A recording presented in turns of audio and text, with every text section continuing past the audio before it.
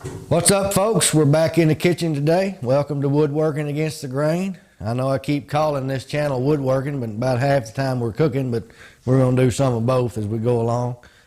Today, we're making hot water cornbread. The reason we're making hot water cornbread is because we've got this big pot of pinto beans boiling here, and everybody knows that you eat cornbread with pinto beans, but it's the middle of August, and I don't really want to turn the oven on 425 degrees, so we're going to make some hot water cornbread and fry it and not heat up the whole kitchen.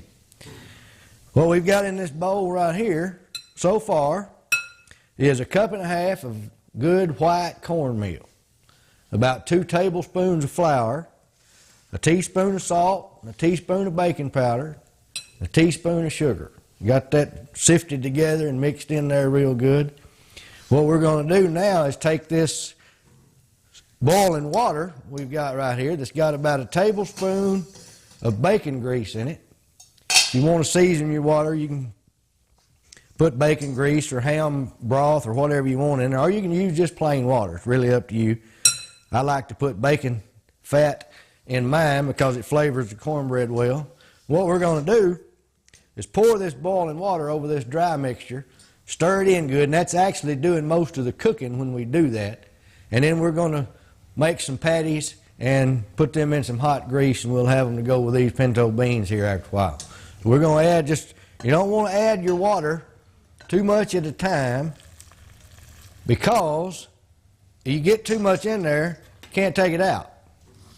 But if you add it slow till you get the right consistency of this, actually what you're making here is bread dough.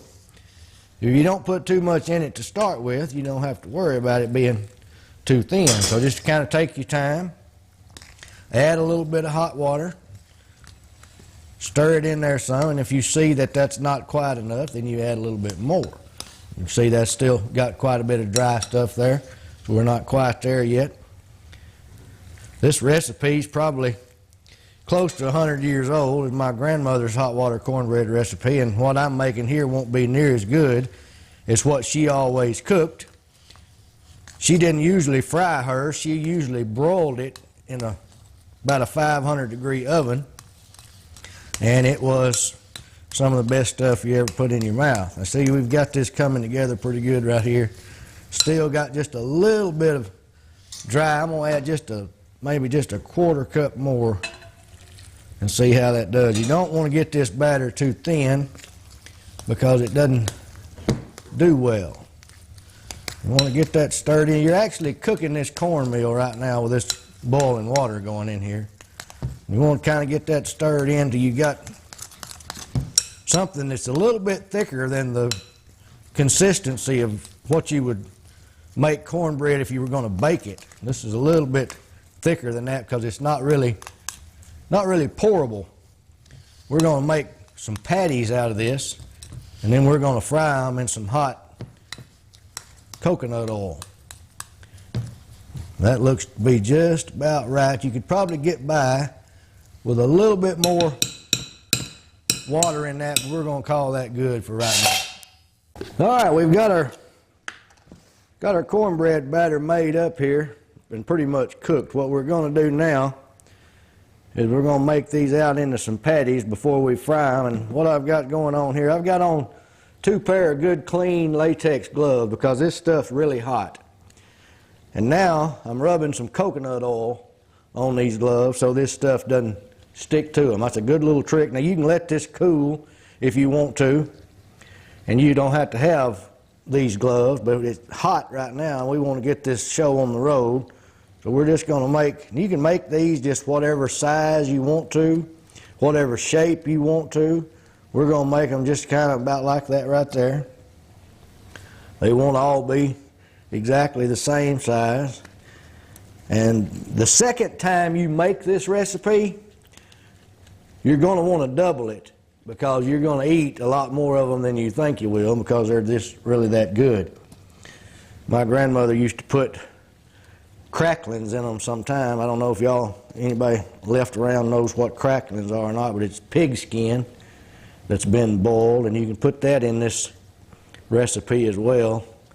And something mighty tasty to eat. We're going to have some pinto beans later with this hot water cornbread and probably some turnip greens. And that's a meal fit for a king right there. Once we get these kind of patted out here, I've got my coconut oil already warming up over here, and this stuff is pretty much cooked already, so you don't have to fry it for a really long time. We're just going to fry it long enough to brown it good on both sides, and then we're going to call that good. Now I want y'all, as you watch these videos, to subscribe to my channel and give me a thumbs up if you like these videos, because if nobody likes them, I'll just quit doing them. There's really no point in continuing something nobody wants to see. But if you do enjoy them, give me a thumbs up and subscribe to my channel. All right, we got our coconut oil pretty warm here. I've got these laid out on some wax paper so they're easy to pick up. You want to be careful setting these in this grease. Don't burn your hand. Give them a little room to swim in there. Don't crowd them too bad. We'll probably cook these in about 2 different batches. I think we've got 8 pieces here. We'll do 4 and 4. That ought to be just about right. And I want to explain something to y'all about this rack over here. A lot of people ruin stuff they fry because they try to drain it on a paper towel. You don't want to take your chicken or your steak fingers or whatever you're frying, don't take them out of the grease and put them directly on a paper towel. Put them on a rack above some paper towels where the grease will drain through, but air can get all the way around whatever it is you're cooking. That will keep it crispy the whole time it's draining and cooling, and it won't end up soggy like it will if you put it right on top of a paper towel. Don't do that no more. We got one side of these just about done, so we're going to roll them over now. Let the other side brown. See how golden brown that is? Now that's going to be fit to eat right there.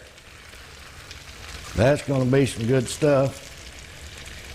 Be very careful when you're frying these things though, because this oil is hot and you don't want a big oil scald on yourself.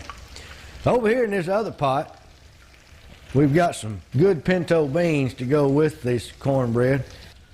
See how brown those are? Those are just about right. And there's some good pieces of ham in there. My wife put these on last night, and she's the queen of bean cooking, so I already know how good those are going to be.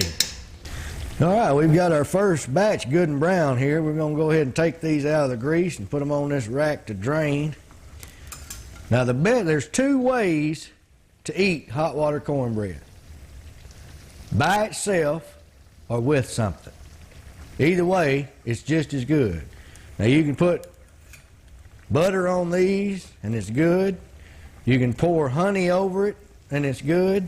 Or you can pour gravy over it and it's good. Really doesn't matter. And it's also going to be awesome with this pinto bean juice on top of it. So once you kind of learn how to make this, you're going to find all kinds of uses for hot water cornbread. Now we're going to put our second batch in this grease, get it brown, and we'll just about have this little chore done. Remember, be careful putting that in there because it's hot. Last thing I want you to do is burn your fingers. The grease police will come get me if you burn your fingers. You want this grease to be about 350, 360 degrees when you put these in, just like you're frying chicken or frying fish. About a good 350 temperature will give you a good crust on that. All right, we got our last batch done here coming out of the grease. We're going to let them sit over there and drain and cool for a little while. Y'all try this recipe at home sometime. Let me know how it turns out for you. I'm going to take part of this one right here that's cooled a little bit. Smear just a little bit of butter on it. Maybe. If I can get it off the knife. Taste of it. and say thanks for watching. Come back to see us.